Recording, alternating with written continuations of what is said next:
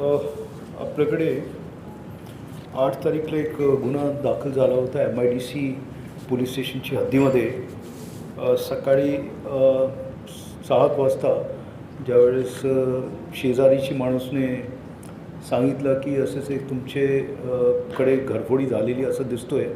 ज्यावेळेस मकान मालिक आला त्यांनी पाहिला आणि त्याच्यात घरफोडी झाली होती आणि त्याच्यात मोठा जवळपास 42 लाखाचा मुद्देमाल चोरीस गेला होता.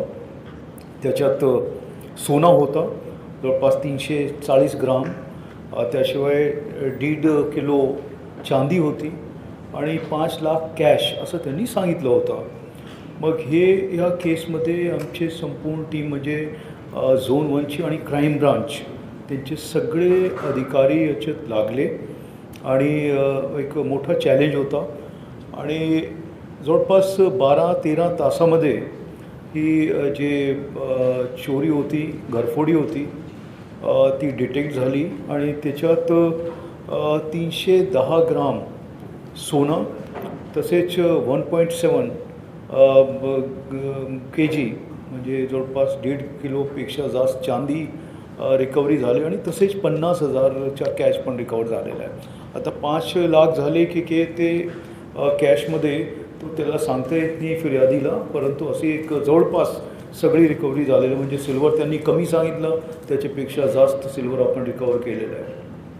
तर ही होती आणि त्याच्यात जे आहे मेन असं होतं, चार आरोपी होते. त्याच्यात एक जो आरोपी आहे त्याच्यावर ऑलरेडी 4 गुन्हे आहेत आणि इथे त्यांनी 3 जवळपास अटेम्प्ट केले होते. एक वाडीची हद्दीमध्ये, तसेच नंतर MIDCची हद्दीमध्ये जिथून त्यांनी मोबाईल चोरी केला आणि तिसरी घरफोडी इथे त्यांनी केली आणि त्याच्यात इन्सिडेंटली जे त्या दुकानामध्ये घुसला होता तिथून जे साईडला शिरला तो त्यांनी जसे शटर उचलला तो आतमध्ये गेला आणि सराफाची दुकान होती त्याच्यात तो गेला आतमध्ये, त्यांची होती.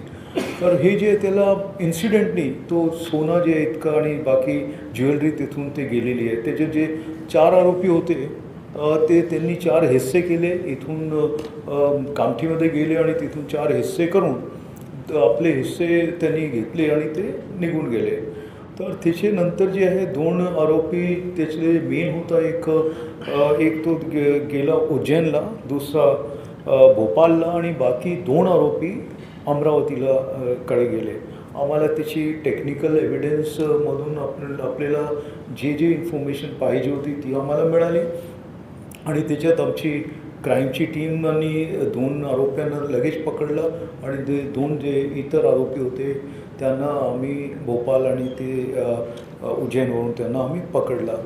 रिकव्हरी व्यवस्थित याची झालेली आहे. मोठा चॅलेंज होता आणि आमची क्राईम आणि लोकल झोनल पोलिसनी चांगली कारवाई केलेली आहे.